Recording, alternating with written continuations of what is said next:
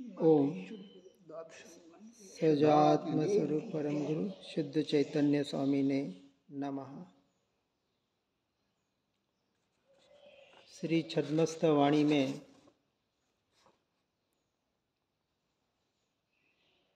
तारण स्वामी जी हमें सम्यक दृष्टि के यथार्थ स्वरूप को और उसके बाद जो अनुभूतियाँ होती है उसके आधार पर, यानी सम्यक दर्शन का जो आधार आज हमारे पास है तो शास्त्र ही है। इसलिए हुआ नहीं हुआ, किसको हुआ, कैसे हुआ, इन लक्षणों के आधार पर उसका निर्णय हमें स्वयं से स्वयं को करने का प्रयास करना है और अपने लिए, औरों के लिए नहीं, अपने लिए, स्वयं के लिए। बस सीधी बात है।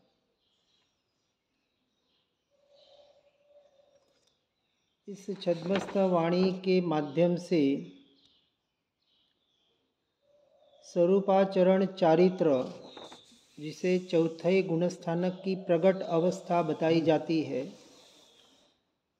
अपने स्वरूप में, स्वभाव में आचरण करना, चर्या करना, सो स्वरूपाचरण चारित्र कहा गया।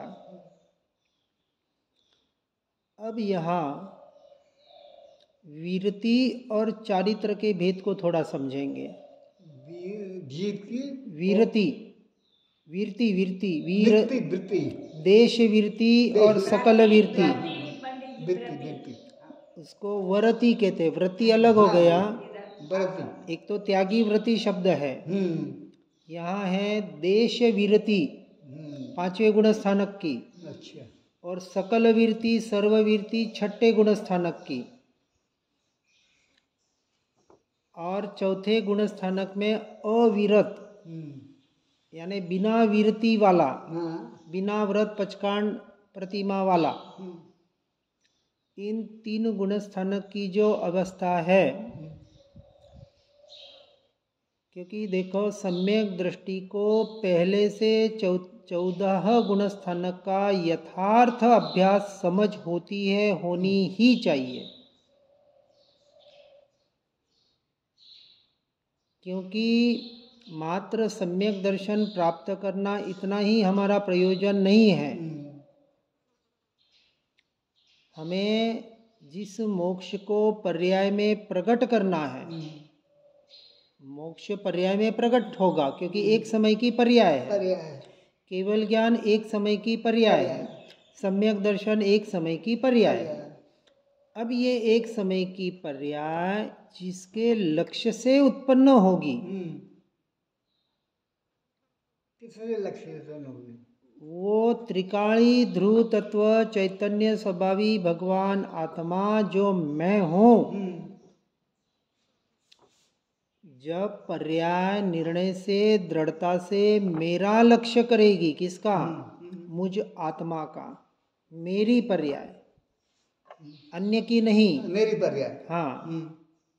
इसलिए यह मोक्ष का मार्ग पूर्णतः 100% पर आधारित परावलंबी नहीं है, 100% स्वावलंबी, स्व पर आधारित है, सीधी सी बात।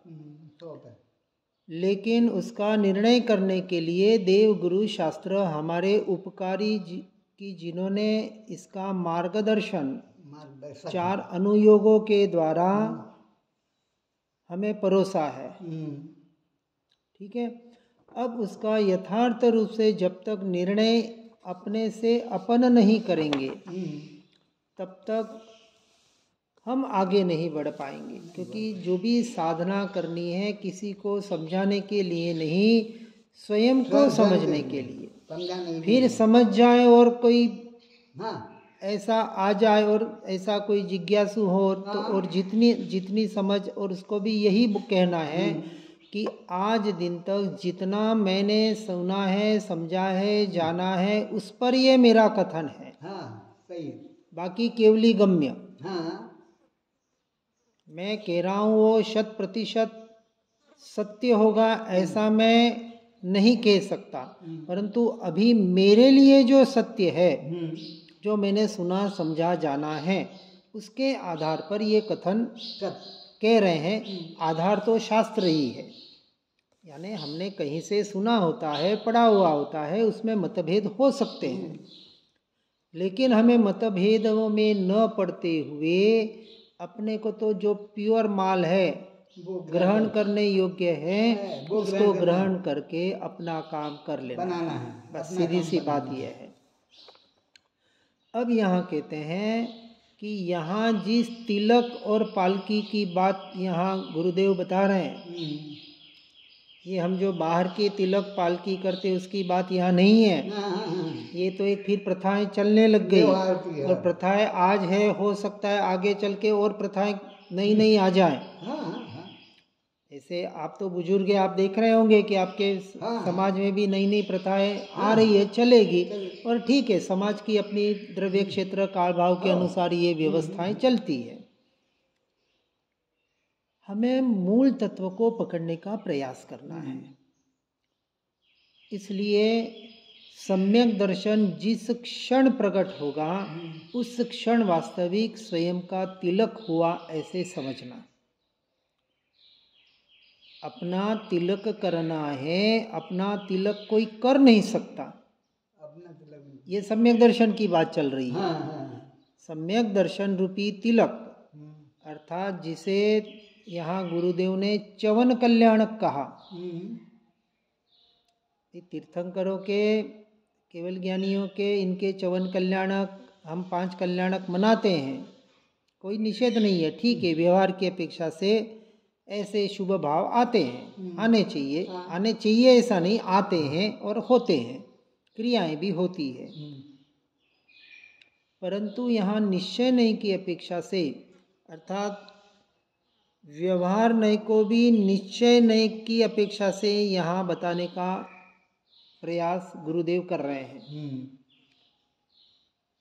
कि ये बाहर के तो कल्याणक कहो, ये धर्म विधियां कहो, बाहर के सारी क्रियाएं कहो, अनंत बार मना ली है, अनंत बार। तो उसका कोई विशेष तात्पर्य नहीं है हमारे लिए साधना की अपेक्षा से। ये तो एक व्यवहार हुआ, लोक व्यवहार, परंतु साधना के लिए जो हमें साधन लेना है, जिसे हमने बार बार कह रहे हैं ज्ञान स्वभाव और उसकी पर्याय, आज हमारे पास रत्नत्रय सम्यक दर्शन, सम्यक ज्ञान, सम्यक चारित्र रूपी 3 रत्नों हमें साधना के लिए मौजूद है, जो हमारे पास हर जीव के पास है। अब उसके लिए ये जो शरीर मिला, मनुष्य रूपी देह मिली, कर्म के उदय से मिली, मन वचन काया 5 इंद्रियां मिली। अब उसका हम सदुपयोग कर रहे हैं या दुरुपयोग कर रहे हैं, इसका विचार हमें करना है। ठीक है ना, कि ये शरीर मिला, शरीर की स्थिरता के द्वारा आत्मा की स्थिरता का प्रयोजन कितना कर रहे हैं। ये मुंह मिला, वाणी के द्वारा पढ़ने का, सुनने का, सुनाने का, तत्व चर्चा का हम कितना प्रयोजन कर रहे हैं, और दूसरे पर परिवाद कितने कर रहे हैं, इसका हमें स्वयं को विचार करना है। आँख मिली, उसका बाहर के दृश्यों को बाहर भटकाने का कितना कार्य कर रहे हैं, और पढ़कर सुनकर अपने आप का कितना कार्य कर रहे हैं। कान मिले, उसको व्यर्थ की चर्चा सुनने में लगा रहे हैं या तत्व की चर्चा सुनने में लगा रहे हैं। अब कितना अपना ही कंपैरिजन अपने को पता है। और ये सबसे बड़ा शत्रु कौन? मन। उससे हटकर, उसी मन का सहारा लेकर क्या हम उसे मित्र बनाकर अपने लिए उसका काम ले रहे या नहीं ले रहे हैं? बरोबर। हाँ, ये शत्रु को मित्र बनाने की कला जिसने सीख ली, कौन से शत्रु को? मन रूपी शत्रु को, जो बाहर भटकाने का काम कर रहा है। जो लोगों ने एक ही बात समझ ली कि मन चंचल है, बहुत गलत बात है। बंदर है, यानी उस मन पे इतना दोषारोपण कर लिया, अरे भाई, मन को डाइवर्ट कन्वर्ट करने के उपाय बताए कि नहीं? बताए। तो उपाय करो। करो। क्यों कह रहे हैं मन चंचल है? हम्म। यानी कहीं ना कहीं हम इन चीजों से बचना चाहते हैं, और यूं कहें कि धर्म से बचना चाहते हैं। ऐसे अन्य पे दोषारोपण करके, निमित्तों पे दोषारोपण करके। इसलिए निश्चय ने स्पष्ट कहता है, निमित्त से कार्य होता नहीं, पहला ये टंकोत्कीर्ण कर लो। फिर व्यवहार से कहा कि निमित्त के बगैर भी कार्य होता नहीं। होता नहीं। पहले निश्चय, हर जगह पहले निश्चय को लगाओ, फिर उसके साथ व्यवहार को जोड़ो। ना नहीं कहा, क्योंकि अभी हम सभी छतमस्त जीव हैं। अभी व्यवहार हमारे लिए है, होगा, करना पड़ेगा। लेकिन श्रद्धान का जो विषय है वो निश्चय न, अर्थात अपना स्वरूप और स्वभाव का लक्ष्य ही होना चाहिए मान्यता में। अब देखो, यहाँ एक बात वापस समझनी है। सम्यक दर्शन अर्थात यथार्थ परिपूर्ण श्रद्धान, निर्णय, निश्चय अपना स्वयं का, स्वयं के प्रति का, या तो होता है या नहीं होता है। यानी या तो 0% या 100%। सम्यक दर्शन की बात, सम्यक चारित्र की बात आएगी तो वहाँ परसेंटेज आएंगे कि 5%, 10%, 20%, 25%, 50%। वहाँ सम्यक दर्शन में ये परसेंटेज नहीं आएंगे कि 10% सम्यक दर्शन हुआ और 50% हुआ और 75%। नहीं, या तो होगा या नहीं होगा।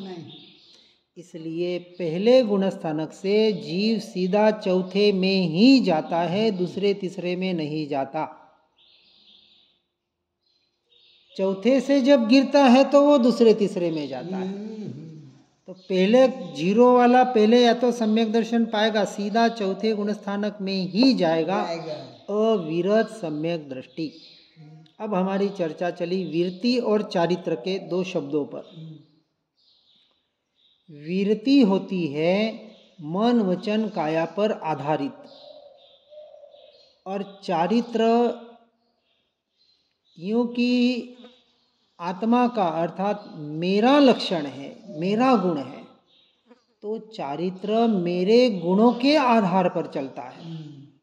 चारित्र मन वचन काया के आधार पर नहीं चलता कि कुछ प्रतिमाएं ले ली, दीक्षा ले ली, अनुव्रत महाव्रत ग्रहण कर लिए, आहार विहार निहार का पालन कर लिया, बाहर की शुद्धि का पालन कर लिया। इसको चारित्र व्यवहार से, अपेक्षा से भले कहने में आए, परंतु ये निश्चय की अपेक्षा से सच्चा चारित्र नहीं है।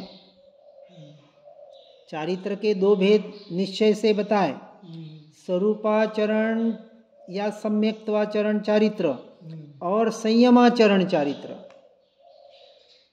यहाँ संयम को भी बराबर समझना है और स्वरूप को भी बराबर समझना है। यहाँ संयम का अर्थ फिर बाहर का व्यवहार क्रियाएं नहीं कहा है। व्यवहार निश्चय दोनों को समझना। व्यवहार से हम कहते हैं, जैसे भूखे रहने को व्यवहार से उपवास कह दिया, निश्चय नहीं कहता है नहीं, गलत है आपकी ये बात। उपवास का अर्थ होता है आत्मा में, अपने स्वरूप में, स्वभाव में वास करना। उप यानी समीप, वास यानी रहना, अपने स्वभाव के समीप रहना, सो उपवास। और भूखा रहने का नाम है 12 तप का पहला तप अनशन। अशन, ये जो एक शब्द आता है, अर्धमागधी शब्द है। भूखा रहने का अर्थ है, अब भूखे रहने का भी आज हम सिर्फ लंघन कर रहे हैं, वास्तविक सच्चा अनशन भी नहीं हो पा रहा, लंघन हो रहा। तो अब व्यवहार निश्चय का यदि समन्वय करना है तो पहला तप अनशन करके उपवास करना था, अर्थात 48 घंटे भूखे रहकर 48 घंटे आत्मा में स्थिरता का अभ्यास करना था। इसका नाम है उपवास। अब हमने अनशन को ही उपवास नाम दे दिया, तो लोगों को पता ही नहीं कि उपवास क्या होता है। उन्होंने कहा भूखा रहना, इसका नाम उपवास। आज 99.99% लोग यही उपवास कर रहे हैं, बाहर वाला। भले बहुत जनों को इसका अर्थ पता है कि आत्मा के समीप रहने का नाम उपवास है, परंतु कर कितना रहे हैं पता होना और वास्तविक आचरण में लाना, इसमें जमीन आसमान का फर्क है। मैं आत्मा, शुद्धात्मा, परमात्मा ही हूँ, ये बोलना चिल्लाना ये एक बात हो गई, और उसको यथार्थ रूप से ग्रहण करके स्वीकार करके उस रूप अपना जीवन जीना ये दूसरी बात हो गई। और दोनों बातों में जमीन आसमान का फर्क है। एक जमीन है और एक आसमान है। हमें आसमान पे चढ़ना है, ऊंचाई पे जाना है ना, कि नीचे के नीचे रहना है। अरे नीचे के कार्य तो अनादिकाल से अनंत बार कर लिए, इसलिए निश्चय की अपेक्षा से पुण्य को भी हेय अर्थात छोड़ने योग्य कहा। श्रद्धान में वो होना चाहिए कि ये भी परमानेंट करने जैसा नहीं है। कौन सा? पुण्य की क्रियाएं, पुण्य के भाव। मुनि दीक्षा ग्रहण करने का, शुद्ध भावलिंगी मुनि दीक्षा ग्रहण करने का भाव, यह भी आत्मरमणता की अपेक्षा से हेय कहा। आत्मरमणता की अपेक्षा से, अपेक्षा समझनी है, व्यवहार की अपेक्षा बहुत उत्कृष्ट भाव है कि ऐसे भाव नहीं आएंगे, प्रतिमा ग्रहण करने के भाव नहीं आएंगे, तो फिर कौन से भाव आएंगे? लेकिन इन भावों का अधिकारी सम्यक दृष्टि जीव ही होता है, क्योंकि उसके पहले, इन भावों के पहले, इन भावों की क्रियाओं में बढ़ने के पहले चौथा गुण स्थानक अविरत सम्यक दृष्टि का बताया। अब चौथे में देखो अविरत क्यों कहा?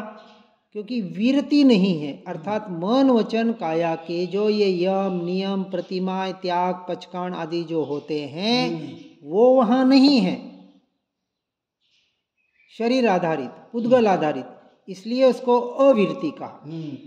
पांचवें गुण स्थानक में मन वचन काया के आधारित कुछ यम नियम प्रतिमाएं आदि आई, अनुव्रत आदि आए, इसलिए उसको देश वीरति कहा, आंशिक। और छठे गुण स्थानक में पंच महाव्रत, 28 मूल गुणों का पालन, आहार विहार निहार की क्रियाएं आदि, ये सकल वीरति कहा। क्योंकि ये वीरति का अर्थ ये सारी क्रियाएं मन वचन काया के आधार पर है। इन क्रियाओं से अंश मात्र भी धर्म नहीं होता। अब बात समझना बराबर। क्रिया से धर्म नहीं होता, अर्थात वीरति, देश वीरति, सकल वीरति से धर्म नहीं होता है।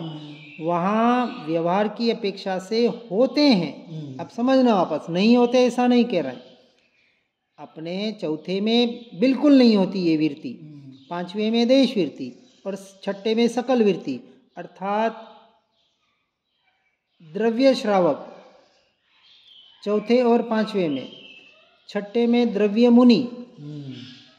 अब श्रावक की भी अपेक्षा यहाँ हम समझेंगे, श्रावक आज रात को अपने इसमें लेंगे श्रावक की परिचर्चा आज, क्योंकि अपना कल अच्छा विषय चला पाप और पुण्य का। तो श्रावक अर्थात सम्यक दृष्टि जीव को ही सच्चा श्रावक कहते हैं। और श्रावकाचार के पहले गुरुदेव ने भी मालारोहण, पंडित पूजा और कमल बत्ती सी क्यों बताई? अब हम श्रावकाचार का तो आचरण कर रहे हैं, लेकिन क्या मालारोहण रूपी सम्यक दर्शन को प्राप्त किया? माला का आरोहण किया? क्या सम्यक ज्ञान रूपी पंडित की पूजा की? क्या सम्यक चारित्र रूपी कमल जैसे बनकर हम अपनी आत्मा में लीन हो रहे हैं? तो ये सिर्फ श्रावकाचार का पालन अभी भले कितना भी कर लो, धर्म नहीं हो रहा है। इसलिए ग्रंथों का क्रम रखा ना। क्रम का अर्थ क्या हुआ? पहले सम्यक दर्शन, पहले मालारोहण करो, माला का आरोहण करो, अपने सम्यक दर्शन की प्राप्ति करो, फिर आगे बढ़ना। आगे बढ़ने दिया 14 ग्रंथ का अभ्यास करो, मैं ज्ञान लेकिन सीधा श्रावकाचार पकड़ लिया और मालारोहण को भूल गए, सम्यक दर्शन को भूल गए। कहाँ जोर देना था और कहाँ जोर दे रहे हैं, इसका निर्णय जीव नहीं कर पा रहा है और उस व्यवहार में धर्म की स्थापना करके अपने आप को ठग रहा है। थोड़े कड़वे शब्द लग रहे हो तो उत्तम क्षमा, लेकिन सत्य बात बताने का प्रयास कर रहे हैं कि जीव कहाँ कैसे अटक रहा है। अविरत सम्यक दृष्टि को प्राप्त करना है, साथ में वीरती हो, अच्छी बात है, कोई ना नहीं है। सदाचार में जीवन और साथ में भली ये व्यवहार के पालन। लेकिन क्या हो जाता है, जीव व्यवहार में इतना उलझ जाता है कि वास्तविक कार्य को भूल जाता है, निश्चय को, अपने स्वरूप को, स्वभाव की साधना आराधना को भूल जाता है। इसलिए कहा सर्व से प्रथम अपनी आत्मा का किसी भी तरह से निर्णय करके, श्रद्धान करके सम्यक दर्शन को पर्याय में प्रकट करो, फिर आगे की बात सोचना।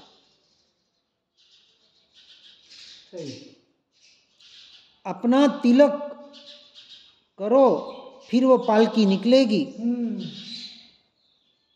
हम व्यवहार तिलक भी कर रहे हैं, व्यवहार पालकी भी निकाल रहे हैं, और निश्चय के स्वरूप को जिस पर गुरुदेव ने जोर दिया है, निश्चय पे, व्यवहार में भी जहाँ जगह जगह पंच परमेष्टि के साथ आत्मा को जिन्होंने नमस्कार किया मंगलाचरण में, ऐसा व्यवहार निश्चय का समन्वय, अब समन्वय भी नहीं, निश्चय के साथ व्यवहार होता है। व्यवहार के साथ वाला निश्चय आपको लक्ष्य तक नहीं पहुंचाएगा, निश्चय के साथ वाला व्यवहार हमें लक्ष्य तक पहुंचाएगा। इसलिए इसकी प्ररोपणा यथार्थ रूप से सुनकर समझकर अपने जीवन को वास्तविक धर्ममय अर्थात आत्ममय बनाने का प्रयास और पुरुषार्थ करना, यही जीव का प्रथम से प्रथम कर्तव्य, प्रथम से प्रथम आवश्यक है।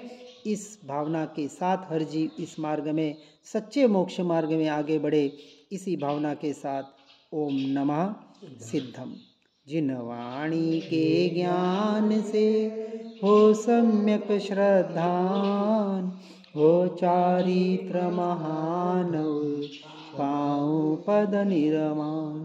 निज निधि निज में बताई, यह अनंत उपकार है। इसके लिए जिन वाणी माँ को वंदना शतवार है, वंदना शतवार है, वंदना शतवार है।